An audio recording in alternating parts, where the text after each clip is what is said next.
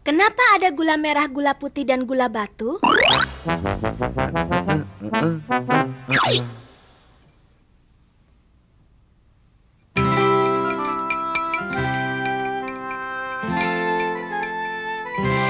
Profesor sedang bikin apa? Baunya harum sekali. Bikin kopi. Piggy, tolong ambilkan aku gula di dapur ya. Profesor, gula yang di dapur itu sudah aku habiskan. Bagaimana ya? Oh, tidak apa-apa. Itu gula merah. Di dapur masih ada gula putih dan gula batu. Tolong ambilkan. Kenapa ya Profesor? Selalu harus ada bermacam-macam gula. Dengar ya, ku jelaskan. Gula merah, gula putih maupun gula batu, semuanya dibikin dari tebu. Tebu digiling sampai mengeluarkan air. Setelah disaring, kemudian dimasak. Hasilnya ada yang merah, disebut gula merah. Gula merah mengandung zat warna. Di dalamnya ditaruh penyerap warna dan dimasak menjadi satu. Warna merah diserap hilang, jadi gula putih. Gula putih mengandung air. Kalau air ini dihilangkan, akan menjadi gula batu. Bagaimana? Kau sudah mengerti? Tentu saja aku mengerti. Profesor, ini sudah kutambahkan gula putih. Coba rasakan. Bagus sekali. Baiklah, akan kucoba. Kamu salah memasukkannya. Yang kamu masukkan bukan gula, tapi garam. Di bawah pot bunga, mengapa ada lubang?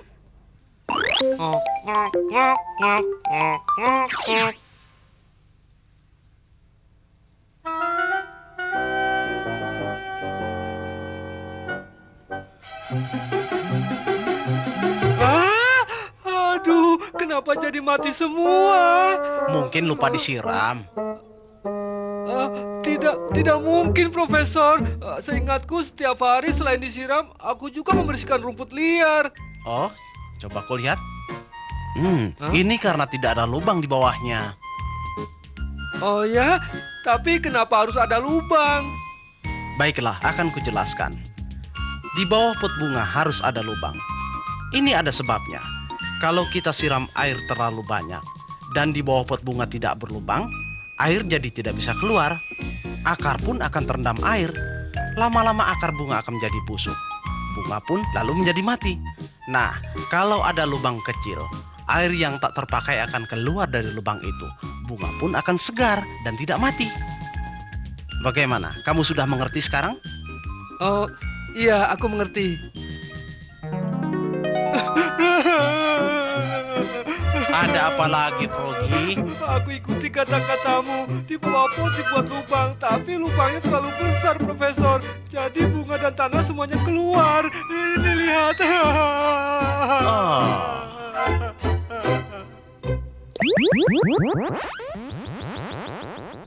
Mengapa ada tempat yang kosong dalam telur?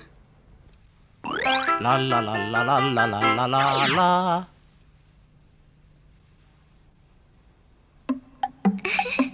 Telur kalau berjalan miring sana miring sini lucu sekali.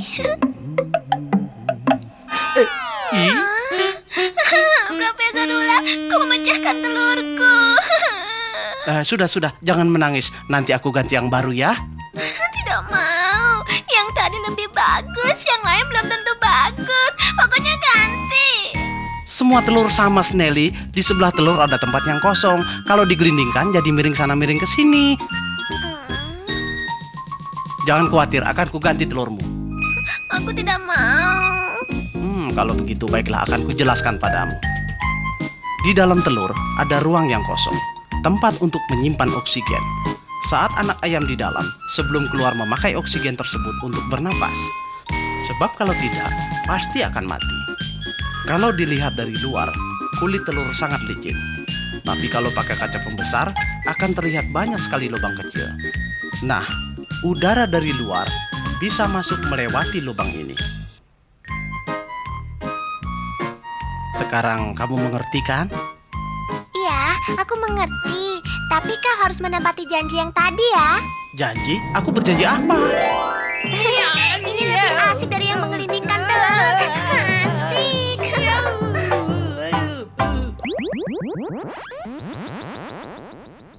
Air belum mendidih, Kenapa bisa keluar suara mendesis? Wak, wak, wak, wak, wak, wak, wak, wak, wak, wak, wak.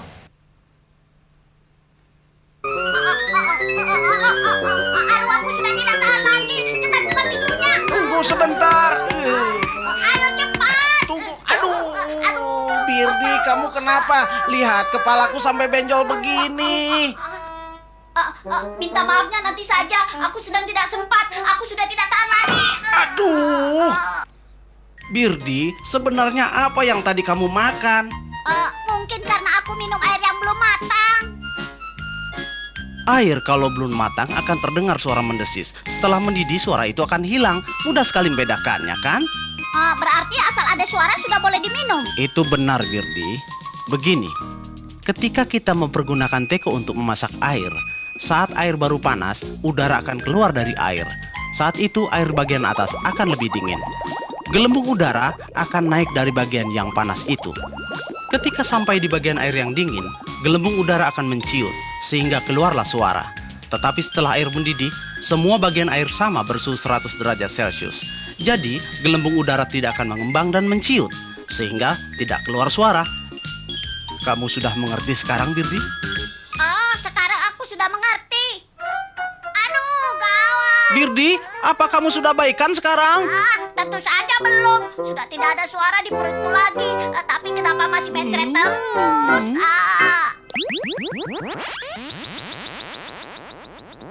Kenapa air berputar sebelum masuk pembuangan?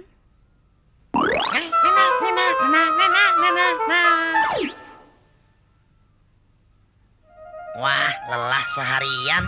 Pulang langsung mencuci muka, terus beristirahat. Aku nyalakan dulu airnya. Aneh kenapa airnya berputar. Coba sekali lagi. Wah, masih berputar juga. Sedang apa kamu, Sneki? Kenapa ya air selalu berputar dulu sebelum masuk ke lubang air? Bisa dijelaskan? Ini adalah pertanyaan yang sangat istimewa. Ini adalah karena tekanan bumi. Cara berputar air di belahan bumi ini tidak sama. Berdasarkan penelitian, di bagian utara air berputar melawan arah jarum jam. Dan di bagian selatan berputar searah dengan jarum jam. Tapi di Khatulistiwa, air tidak berputar dan langsung masuk ke pembuangan. Kau sudah mengerti, Sneki? Iya, rupanya begitu. Asik sekali kalau begitu. Coba sekali lagi. Aku putar. Asik ya.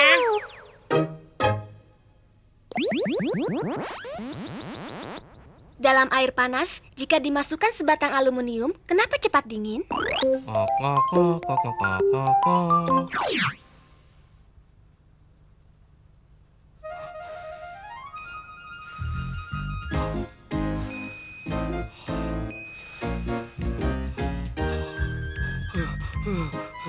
Progi, kenapa? Apa supnya terlalu panas? Kamu tiup terus? Benar, meniup begini capek juga. Tidak tahu sampai kapan. Jangan khawatir. Kamu masukkan saja ke dalam sup itu 1 batang aluminium. Oh, aluminium. Iya, tidak salah. Nah, marilah kita bikin percobaan. Dalam 1 gelas air panas, masukkan 1 batang aluminium. Sebentar kemudian, coba kamu pegang aluminium itu. Kamu tidak akan merasa panas lagi. Kenapa bisa begitu? Ini karena aluminium mengantar panas dengan cepat. Panas yang ada dalam air akan dibuang dengan cepat ke udara, sehingga air menjadi cepat dingin. Nah, begitulah. Bagaimana? Kamu mau coba?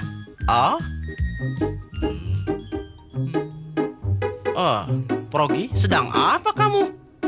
Aku kan menuruti katamu, aluminium makin besar dinginnya makin cepat, bukan? Ya ampun.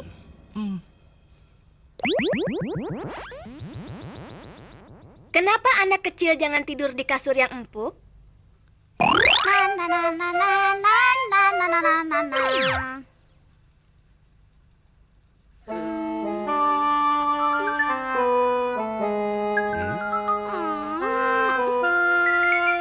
Rabito, kenapa? Kenapa mukamu kelihatan kesal sekali?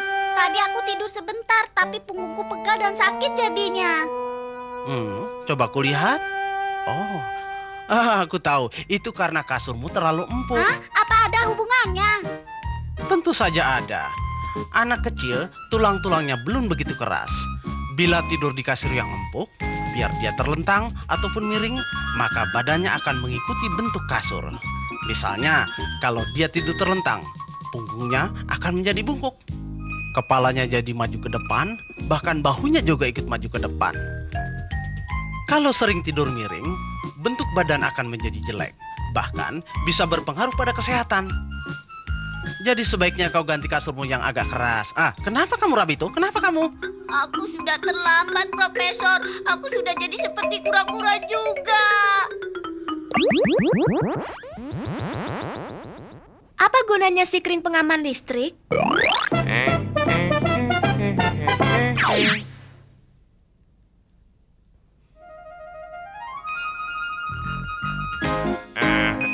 Profesor Ulas sedang baca buku ya? Begini Profesor, maaf aku mengganggu. Boleh aku minta sedikit kawat? Kawat? Untuk apa kamu meminta kawat, Katy? Sikring pengaman rumah kita kan sering putus.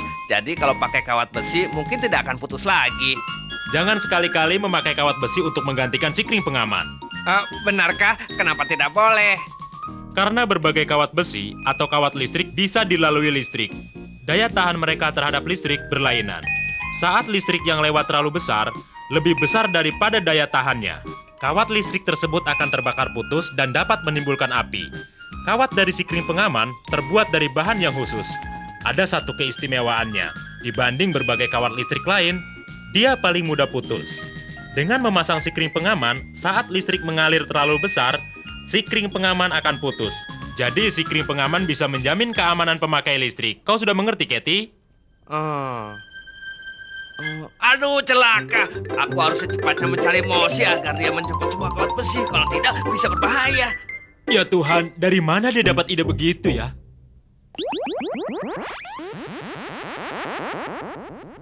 Apakah bisa mendinginkan ruangan dengan memakai kulkas?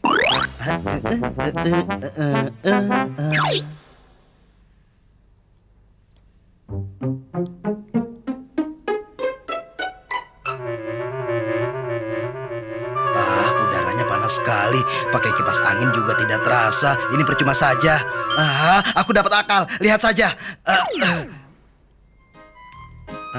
Iya, ini aneh sekali. Kenapa masih tidak sejuk juga ya?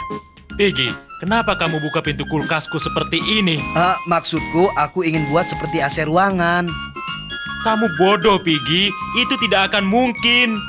Memangnya kenapa begitu, Profesor? Jangan bermimpi di siang bolong. Saat kulkas menyala, belakang kulkas jadi panas. Pipa panas di belakang untuk mengeluarkan panas, sehingga di dalam kulkas menjadi dingin.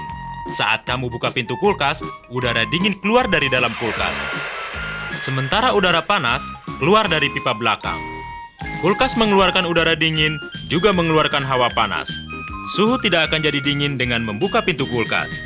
Jadi cara ini tidak bisa dipakai. Dan juga cara ini tidak bisa berguna. Apa kau sudah mengerti dengan penjelasanku, Piggy? Begitu rupanya. Walaupun aku membuka kulkas harian, tetap saja tidak bisa dingin. Bukankah begitu, Profesor? Aduh, pintu kulkasku kau buka seperti ini. Makanan di dalamnya jadi basi semuanya.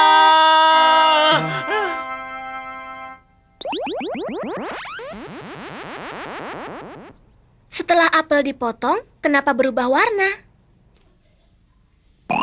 Na na na na na na na na na na.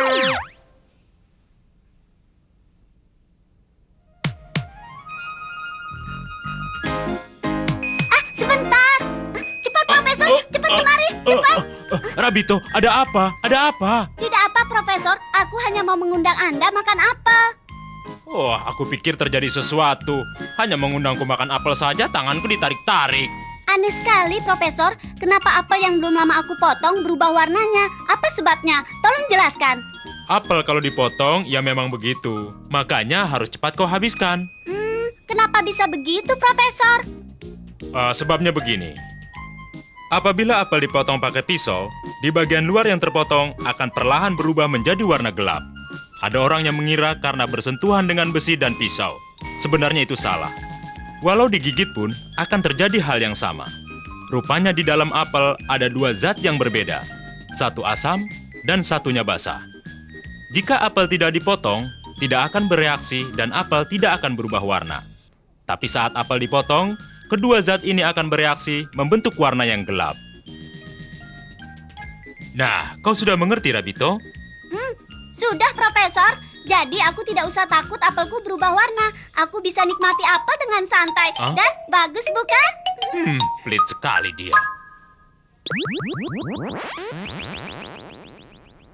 Kenapa asap api selalu ke atas?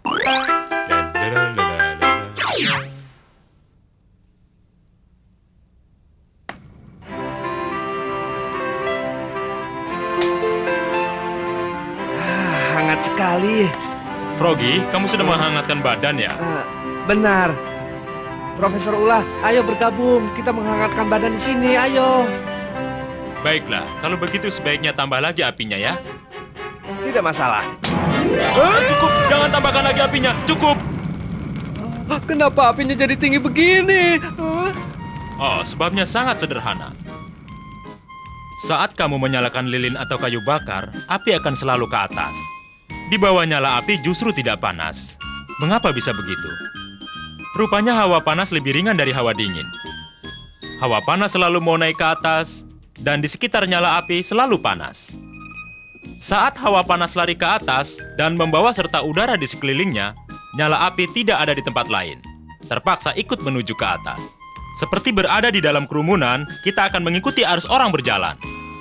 Froggy bagaimana? Kau sudah mengerti?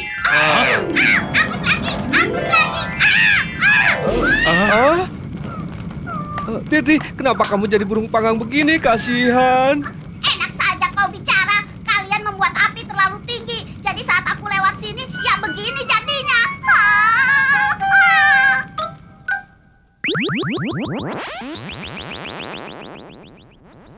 Bagaimana cara membuat film kartun?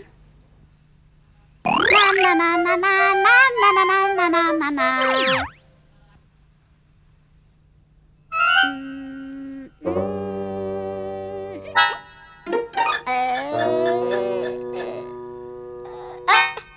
Rabito bercermin terus, ada apa? Oh, Profesor Ulah, aku merasa aneh sekali. Kita ini toko kartun. Sebenarnya bagaimana cara membuatnya? Oh, begitu Rabito. Baiklah, akan kujelaskan agar kau mengerti semuanya. Kau lihat pertunjukan halaman buku ini. Kalau aku balikan halamannya dengan cepat, apa kau merasa angkanya ikut bergerak juga? Benar, kenapa begitu? Oh, itu sederhana sekali. Dengarkanlah. Kalau kita masuk ke tempat produksi film kartun, kita akan melihat gambar yang banyak sekali. Kelihatannya sama, padahal tidak sama. Di setiap lembar pasti ada sedikit perbedaan. Misalnya, Katy sedang berjalan.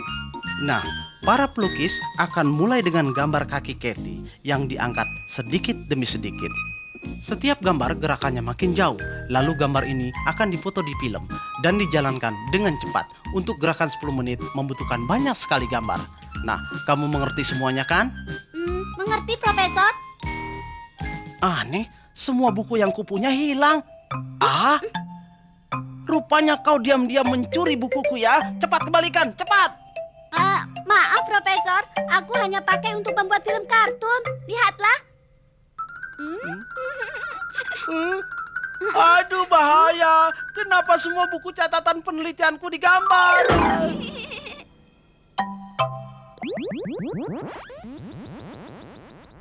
Pakai panci mantau, tingkat mana yang matang dulu?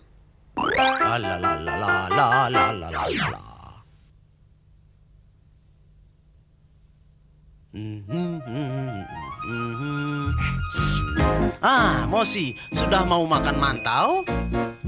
Profesor, apa sudah matang semua? Aku mau. Belum. Kalau kamu mau, ambil yang paling atas dulu ya. Yang di bawah rasanya belum matang. Bukannya yang bawah lebih dekat dengan api lebih dulu matang, Profesor? Kamu pikir begitu? Itu salah. Sebenarnya yang di atas lebih dulu matang. Dan saat memasak mantau, di dalam panci selalu dimasukkan air. Dan air akan berubah menjadi uap yang sangat panas. Uap panas lebih ringan dari udara dan akan berkumpul di atas. Mantau memerlukan uap panas agar jadi cepat matang. Dengan demikian, yang di atas lebih banyak mendapatkan uap panas ini. Jadi, ia akan matang lebih dahulu. Begitulah kira-kira prosesnya. Kamu sudah mengerti sekarang? Mau makan yang mana? Yang di atas apa yang di bawah dulu? Lebih baik nanti kalau sudah matang semuanya ya. Dah. Oh, sudah gratis memilih lagi. Kenapa baju marinir tidak ada kerahnya?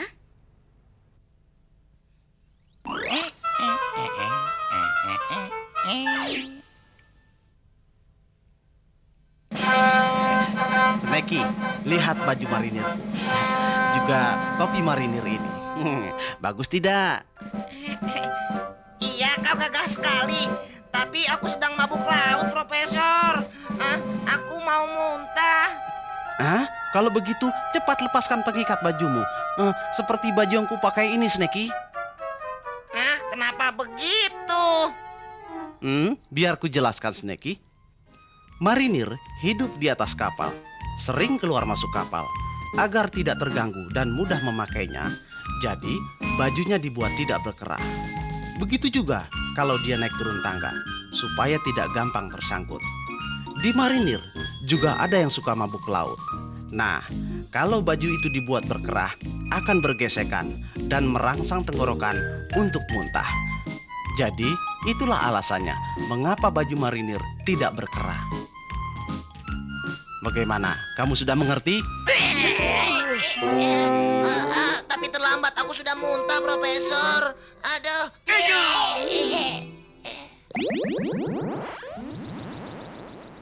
Kalau terbang tinggi, kenapa balon pecah?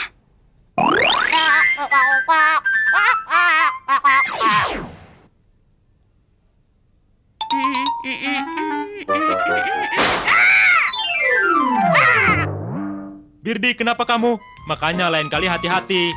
Aduh, Profesor, mengapa balon bisa meletus di tempat yang tinggi? Seperti bom, mengerikan sekali. Oh, karena balon itu terbang terlalu tinggi. Kenapa terbang terlalu tinggi bisa meletus? Aku tidak mengerti. Biar aku jelaskan. Karena di dalam balon terisi gas hidrogen. Hidrogen lebih ringan dari udara, jadi bisa terbang. Tekanan di dalam balon sama dengan tekanan di luar. Saat balon terbang tinggi, tekanan di luar jadi kecil. Tekanan di dalam jadi lebih besar. Demikian bertambah terus. Sampai satu batas tertentu, balon tidak bisa menahan lagi. Sehingga balon itu meletus. Nah, bagaimana sekarang? Kamu mengerti?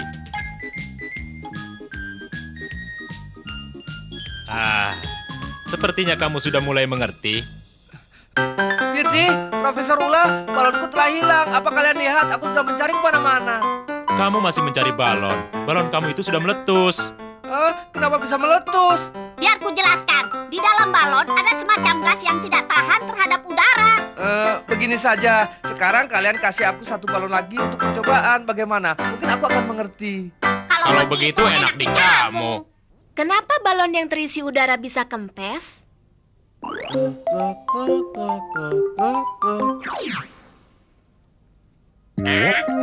aku hebat kan? Hai Sneki, kamu sedang main balon ya? Iya. Aku juga punya balon yang Mana? besar. Wah, kenapa ini? Balonku kok jadi sekecil ini? Siapa yang menukarnya? Aduh, bagaimana? Froggy, kenapa? Tadi jelas balonnya besar, ini tidak bocor. Kenapa bisa jadi sekecil ini? Pasti ada yang menukarnya. Jangan cemas dulu, Froggy. Ini kan memang balonmu yang tadi. Kenapa bisa jadi kecil, Profesor? Karena balon kulitnya sangat tipis. Setelah ditiup, jadi lebih tipis lagi. Di balon ada banyak lubang-lubang yang tidak terlihat oleh mata. Udara di dalam balon ini akan keluar sedikit demi sedikit. Itu membuat balon perlahan-lahan jadi mengecil. Nah, sekarang kau sudah mengerti kan, Froggy? Jangan menangis lagi ya. Baik, Profesor. Kalau begitu, tiup saja lagi balonnya supaya menjadi besar. Baiklah. Ya, tuh kan jadi pecah lagi. Sekarang tidak punya balon.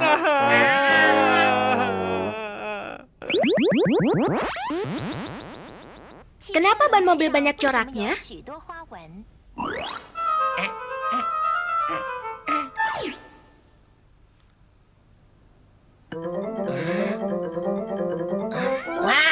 dapat ide.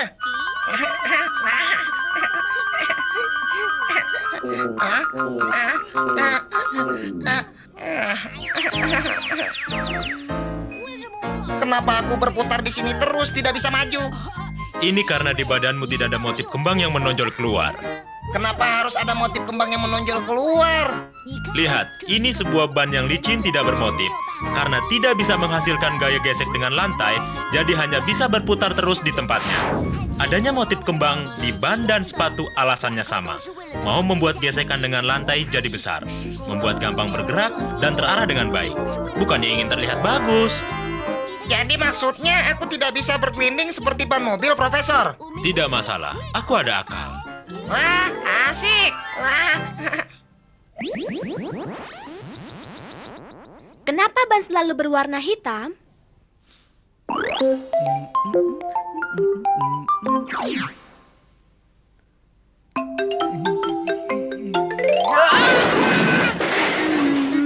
Bannya pecah. Progi, jangan bersedih, tenang saja. Kau lihat, aku membawakan ban yang baru untukmu. Ah, tidak mau itu bannya warna hitam. Aku tidak mau, Profesor. Ban warna hitam itu ada sebabnya. Kau tahu tidak? Semua ban kendaraan terbuat dari karet. Karena karet punya sifat yang lentur, dapat mengurangi benturan saat bergerak. Tapi karet murni ada kelemahannya, yaitu tidak tahan gesekan. Ban seperti itu akan mudah pecah. Nah, bagaimana ban bisa menahan daya gesekan? Di dalam ban ditambah sedikit karbon hitam, sehingga karetnya berubah menjadi warna hitam. Memang jelek, tapi jadi kuat dan tahan gesekan. Ban yang dibuat dengan cara ini, selain mempunyai daya lentur yang baik, juga menahan gesekan dengan baik. Sehingga sekarang dapat dilihat, hampir semua ban berwarna hitam. Oh, rupanya begitu. Tapi aku punya akal untuk merubah warnanya. Lihat saja. Lihat ini, warnanya lain kan? Warnanya bagus juga. Mengapa bangunan bertingkat harus membuat pondasi yang sangat dalam?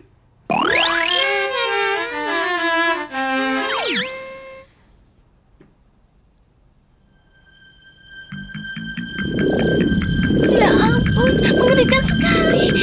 Ini pasti gempa. Tolong! Snelly, ada apa kamu berteriak-teriak? Aduh, Profesor Ulah, ada gempa. Cepat sembunyi, aku takut. Aduh, mana ada gempa? Itu karena ada orang yang sedang menggali pondasi untuk bangunan. Apa benar? Jangan bohongi aku ya. Iya, karena semakin tinggi suatu bangunan, semakin dalam pondasi yang harus digali. Mengapa begitu? Mari kujelaskan. Bangunan bertingkat tinggi harus menggali pondasi yang cukup dalam.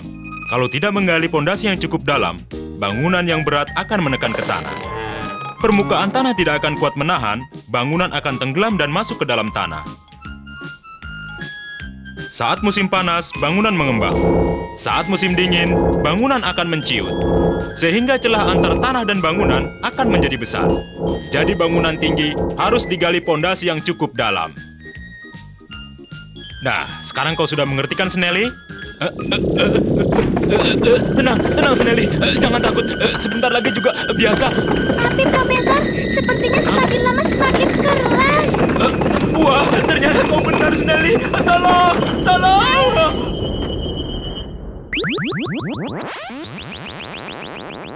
Kenapa bangunan yang tinggi harus pasang anti petir?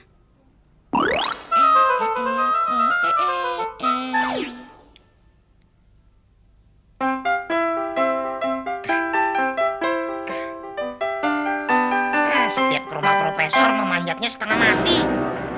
Menyeramkan. Siapa? Profesor, ada petir. Kau tinggal di tempat yang tinggi, apa tidak takut petir? Tenang, aku punya anti petir. Untuk apa pasang anti petir? Apa gunanya? Saat turun hujan, sebagian awan di langit mengandung listrik. Bangunan yang tinggi paling dekat dengan awan yang paling gampang kena petir. Jadi kalau punya bangunan tinggi, harus pasang anti petir agar tidak terkena petir. Rupanya begitu. Aku mau pasang anti petir juga agar petir tidak menyambarku, benar kan? Oh, tidak! Anti petir bukan malah menghindari petir, malah untuk menghisap petir. Kasihan. Kenapa bensin harus ditutup?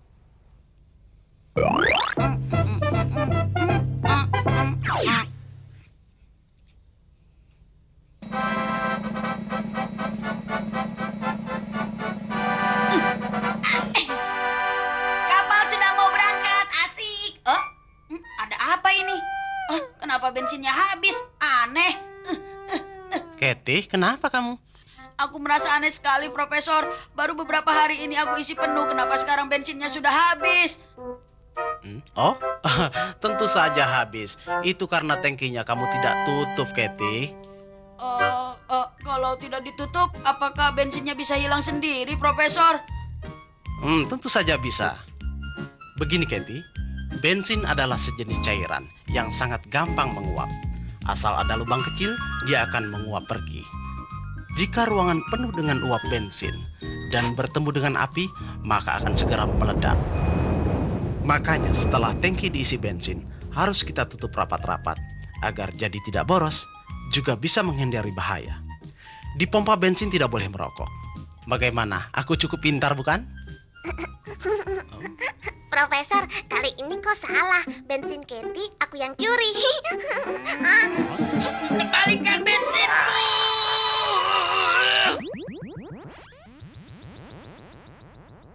Bensin jatuh di atas air, kenapa berwarna-warni?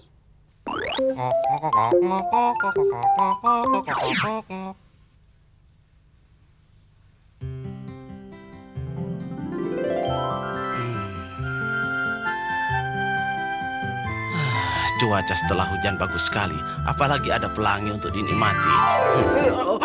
Oh, maaf. Aduh, kalau jalan hati-hati, kamu harus lihat-lihat. Profesor, kenapa ya? Aku jadi heran setelah terjadi hujan bisa ada pelangi. Kalau tidak percaya lihat saja. Di kolam juga ada pelanginya. Apa kamu bilang? Pelangi? Kamu bilang ada di dalam kolam, begitu? Benar. Ayo, tunjukkan Iya. padaku. Benar seperti dugaanku. Ini bensin, ini gawat sekali. Wah, ini pencemaran namanya. Sangat berbahaya. Aneh ya, Profesor. Kenapa kalau bensin di atas air bisa seperti pelangi warnanya? Oh, begitu. Biar aku jelaskan. Sinar matahari dilihat seperti warna putih saja. Sebenarnya terdiri dari warna merah, kuning, hijau, biru, violet, coklat, dan oranye. Itu ada 7 warna. Nah, bensin tidak larut dalam air, juga lebih ringan dari air. Jadi, jika jatuh di air akan tersebar. Sinar matahari jatuh di atas lapisan ini akan dipantulkan kembali sehingga kelihatan seperti pelangi. Tetapi, aduh celaka. Sekarang bukan saatnya untuk belajar. Cepat cari alat. Kita harus bersihkan ini semua. Cepat. Kenapa bila bola ditendang, arahnya bisa berubah?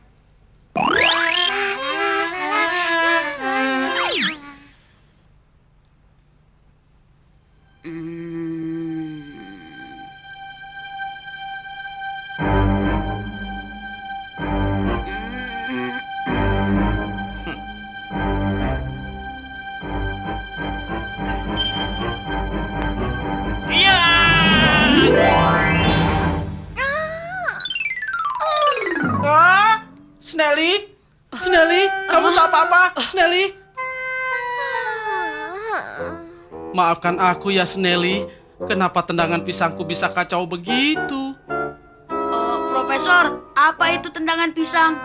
Itu semacam teknik menendang bola saja. Apa kau tak pernah dengar? Tidak. Baiklah, akan kujelaskan. Teknik ini, kalau diterapkan, bola akan melengkung. Itu disebut tendangan pisang. Bola tersebut tidak ditendang tengahnya. Jadi bola itu akan melaju sambil memutar. Udara di kedua sisi bola itu tidak sama. Sedangkan sifat udara makin cepat bergerak, makin besar tekanannya. Karena tekanan udaranya tidak sama, bola jadi melengkung. Bagaimana? Kamu sudah mengerti kan? Aduh, aku terkena tendangan pisang.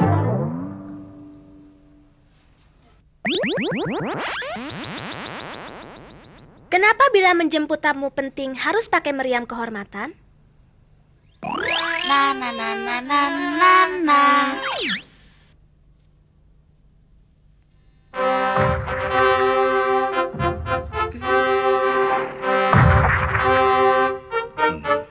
Hebat. Selamat datang. Bagaimana dengan kabarmu? Baik, terima kasih guru. Aku memakai meriam kehormatan untuk menyambutmu. Aduh, merepotkan saja guru. Ini kenalkan guru, Snelly temanku. Snelly, cepat keluar, jangan takut. Ayo kenalan sama guruku. Aku tidak mau. Aku takut sekali mendengar suara yang keras-keras. Mungkin ini ini karena- maaf, silakan guru. Silakan. Baiklah, akan aku jelaskan. Pada zaman dahulu, Inggris merupakan negara paling maju dalam mengarungi lautan. Para tentara Inggris sering berkunjung ke negara lain. Untuk menunjukkan niat baik, semua peluru meriam ditembakkan ke atas. Nah, cara ini dipakai sebagai tanda persahabatan. Untuk kehormatan paling tinggi, biasanya ditembakkan 21 kali. Karena pada saat itu, kapal yang paling besar memiliki 21 meriam. Nah, sekarang bagaimana? Apakah kau sudah mengerti? Sudah, aku hanya bercanda. Kau anggap ini bercanda? Maafkan aku. Ini adalah pertanyaan penting, bukan bercanda tahu? Kenapa dia pingsan? Lihat guru, dia pingsan bukan karena bunyi meriam, tetapi takut sama guru. Memangnya aku seram ya?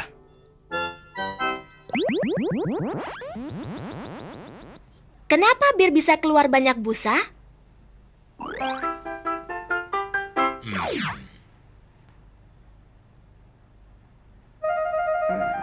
Aduh, haus sekali. Akan aku buka. Aduh, susah sekali. Profesor Ula, maaf ya. Aku tidak sengaja. Aku haus mau buka bir dan minum sepuasnya. Malah menyiram Anda. Profesor, kenapa bir bila dibuka bisa berbusa begitu banyak? Baiklah, akan kujelaskan. Buih dalam bir ini berasal dari gas karbon dioksida. Saat bir dibuat di pabrik, melarutkan gas karbon dioksida di dalamnya, kemudian dikemas ke dalam botol, dan gas tersebut tidak bisa keluar bebas. Tapi saat kau membuka tutup botol, tekanan udara sangat rendah dan gas karbon dioksida dapat bebas kembali. Makanya gasnya terdorong keluar. Bagaimana, kau mengerti? Selagi masih ada, akan aku habiskan semuanya. Jangan bilang di tanah banyak kuman ya, Profesor. Pokoknya alasan sebesar apapun, aku tidak mau dengar. Aku mau menghabiskan bir ini, ya.